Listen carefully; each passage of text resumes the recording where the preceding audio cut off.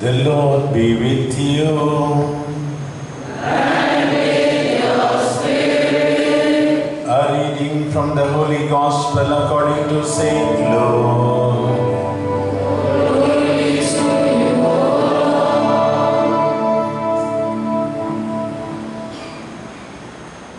At that time, one of the multitude said to Jesus, "Teacher, bid my brother divide the inheritance with me." But he said to him, "Man, who made me a judge or divider over you?" And he said to them, "Take heed and beware of all covetousness, for a man's life does not consist in the abundance of his possessions."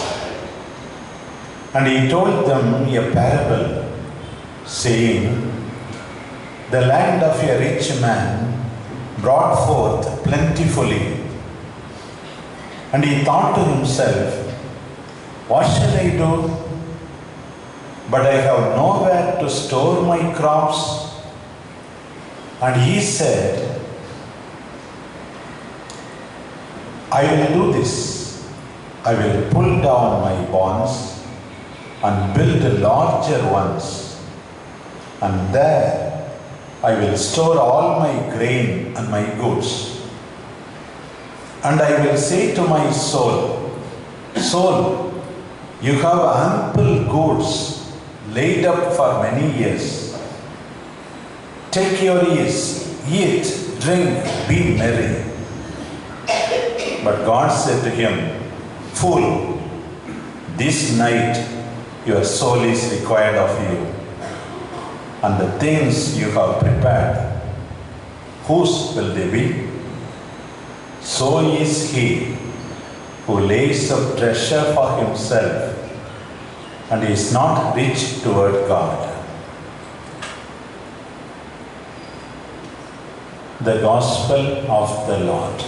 Praise you, Lord Jesus Christ.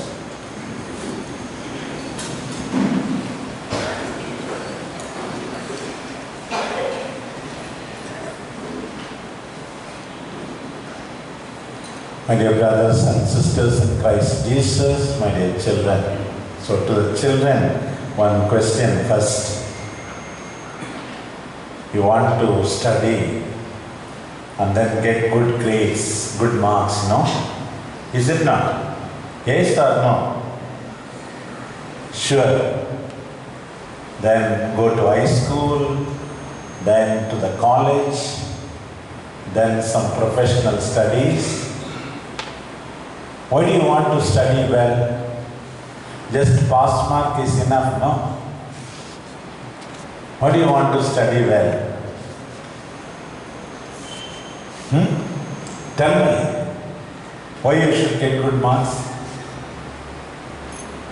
Children, answer me. Why? Whatever answer, no problem. Children are all keeping quiet. They don't know why they are all studying well. To have somebody is helping you. Tell repeatedly, to have a bright future. To have a bright future. What do you mean by bright future? You should get a good job, isn't it? And you need money for your expenses, isn't it? You have to enjoy life, isn't it? You know it, no? If you don't study, you don't get a good job. That's the thing, yes. That is one of the purposes for studying well. We should get a good job, we should get a comfortable salary, and then we can do what we want. Is it only for yourself you will earn money, or also for others? Also for others? Yes or no? Yes, also for others. You will take care of your loving parents, isn't it? Yes? You will give your money to your parents, or you won't give to them at all? You will give. Now parents are taking care of you. Later on, I am sure you will also take care of them? Or will you also give something to the church? Yes? Yes? What answer is not coming? Usually you will be very vocal.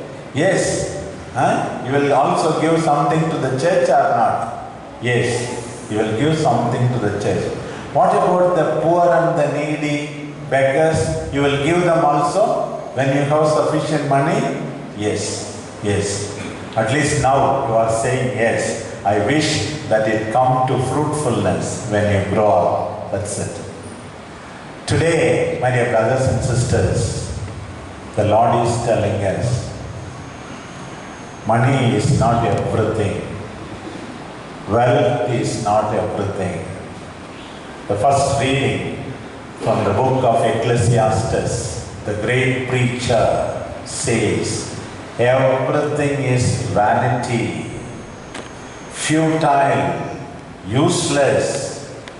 Nothing in this world is permanent.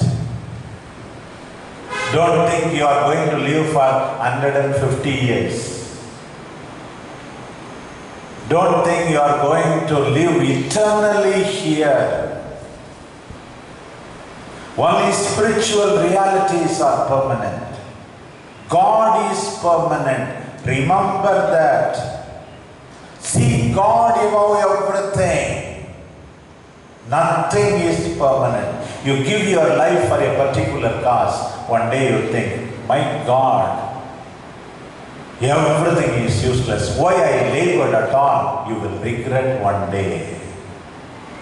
In the gospel of today, a man comes to Jesus and tells him, Master, please, you come as an arbitrator, judge, and divide the property that we inherited from our father, and then I can get a good share from my brother. Come. Jesus says, no, I am not coming. Maybe Jesus saw his greed, his covetousness. Those days, maybe that family had not a big piece of land. Sometimes they left all the land to the elder brother. Maybe the movable property was shared with other brothers.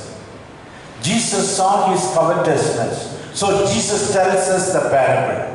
Not that Jesus wanted him to suffer injustice. No. Jesus knows every one of us. Jesus knew him. Jesus knows you. Jesus knows me. You can't hide anything from Jesus. What is now you are thinking? What Father is speaking about property, money. Does he have any money? Or like that also some people may be thinking like that. Sometimes people are very generous. Our parish priest also is very generous to me. So for coming and celebrating Mass, he's very, very generous. Some others are maybe also very stingy. I have seen some people also spending so much, so many videos and so many things for the Mass, celebration, decoration, but the priest whom they invite, they will be hesitating to give even the auto fare. Rare people. Generally our people are very generous, I know. But sometimes if they are really poor, we can understand. But others also have to live, not being very generous at all. I look at Abraham, one of my favorite passages. Afterwards, when you have time, you take and read. Genesis chapter 13. There is a quarrel between Abraham and Lot. Actually, not between them, but between the servants. While taking care of the sheep, Abraham had his own sheep and cattle, and his nephew, he only made him accompany him. His nephew Lot also came with him. And then when they are grazing in a particular field, the others came. Like that they were fighting. And then the matter is brought to the knowledge of Abraham. You know, beautiful words of Abraham. I tell this particular sentence to all the priests. Abraham says, are we not brothers? Why should there be quarrel or strife between you and me? If you go to the right, I go to the left. If you go to the left, I go to the right. A man of God, a man who has faith in the Lord, a man who loves humanity, is able to say, if you go to the right, I go to the left. If you go to the left, I go to the right. In other words, he says, choose what you want. I will choose what you do not want. If only all believers would be able to say like Abraham, how beautiful the family will be. Loving the family will be. Sometimes people die of heart attack because their brother did not give their property or took a little more of the property, favorite piece of land. We should be generous, and afterwards, Lord chooses what He sees as the best. Abraham is alone. God comes to him and renews His promise and tells him, don't worry, I am with you. I will take care of you. I will give you land. I will give you inheritance. Be generous, my dear brothers and sisters. God will take care of you. Never, never forget this passage. Be generous. The Lord will take care of you. The Lord will not cheat us. Be generous to your brothers and sisters. Don't fight with your sibling saying, I want this only. I will not give you. Some of the children are like that only. Nowadays we have only one child, two children. They don't know how to share. Formerly we had bigger families. Children become as selfish as possible, as demanding as possible. God's children, disciples of Jesus, should not be brought up in this way. And Jesus told us a beautiful parable, my dear brothers and sisters. He spoke about a rich man who had a lot of property, land. And then it was very fruitful, fertile land. And more than ever, it produced abundant fruits, so much of grain. Immediately, what he says, I don't know what to do. My barns, my storehouses are small. What am I going to do with all this grain, all this harvest? I'm going to demolish these small storehouses. I'm going to build huge ones. I'm going to store all the grain, all the harvest in the newly built storehouses. And I will tell my soul, eat, drink, be merry, enjoy, be at ease. So many times in this short parable, I, the word is used. First pronoun is used, I, first person, singular, I, and sometimes my. No you, no he, no they, no she. Everything I want this. I want this. I want to give you this. This is the society in which we live, though we call ourselves disciples of Christ. And God tells him, fool. For the first time, somebody is called a fool. Today itself you are going to die. All that you gathered, to whom it will go? The Lord tells him. We are all going to die. In today's psalm it was said, Lord, teach us to number our days, that we may learn wisdom. Lord, make us understand the shortness of our life. The same thing in another translation, same passage. That we may learn wisdom. We are all going to die one day. Why do you die with a grudge, bitterness? Because you didn't have what you were supposed to have. The Lord is your treasure. The Lord is your treasure. The whole question is, this man never thought of God who gave everything. there is no God in your life, you become more and more greedy, holding on to things. You know that poor widow in the gospel with 2 little copper coins. She thought God is my everything. She anointed the 2 copper coins and put in the dabbas. And Jesus noticed it. Jesus praised her. She is our model. Jesus says that how generous she was. You know, another rich man who wanted to follow Jesus. Jesus told him, follow the commandments. He immediately says, Lord, I followed it right from my youth, all the commandments. Jesus knew this fellow is stingy, attached to wealth, doesn't give anything to the poor, because the commandments do not speak about sharing with the poor. Jesus looked at him with love. Mark's Gospel, 10th chapter, we read, Jesus looked at him with love. And then he wanted him to be his disciple. Jesus told him, come on.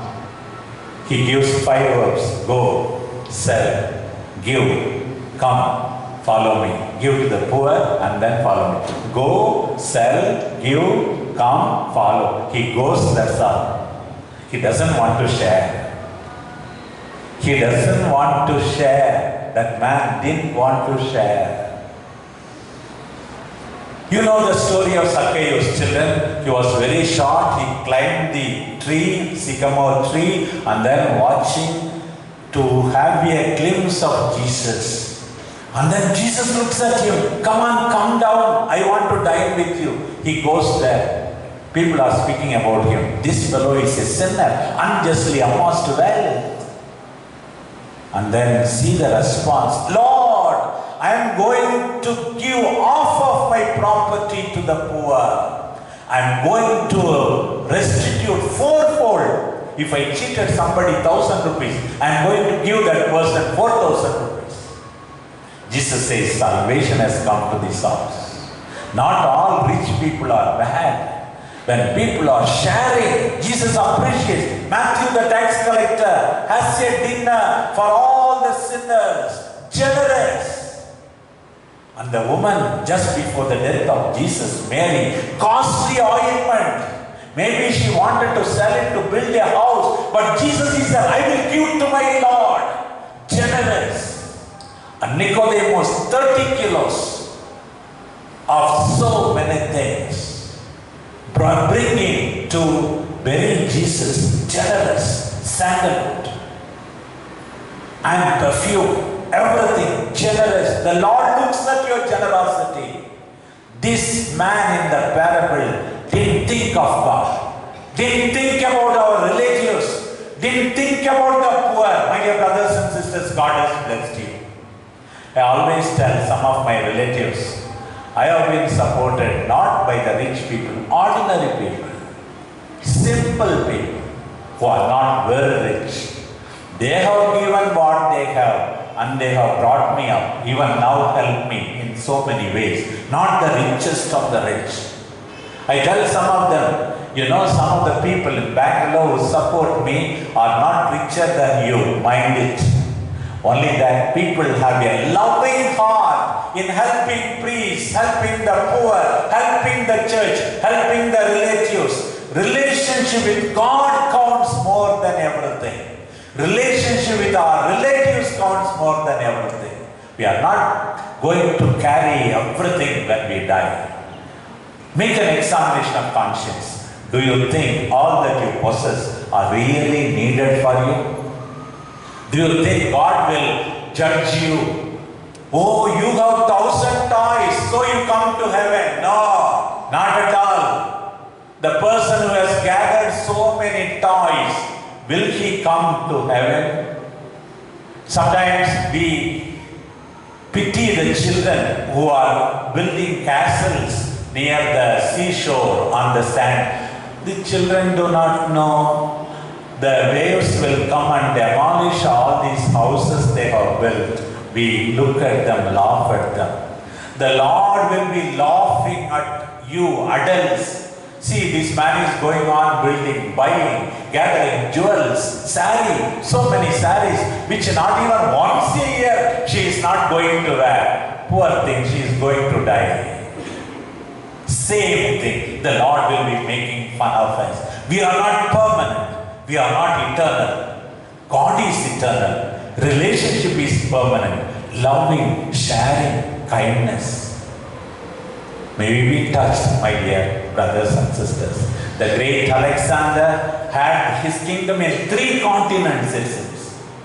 Asia, Europe, Africa, all 3 continents. When he died, he told the people, when you are carrying me in the last journey, put my hands by the side of the bier, and then let the world know the great man who had kingdom in 3 continents is going empty-handed when he dies. What we give, we carry. What we hold on to will not come to us. May the Lord make us more attentive to God, to the relatives, to the poor, with all the material resources we have. Amen.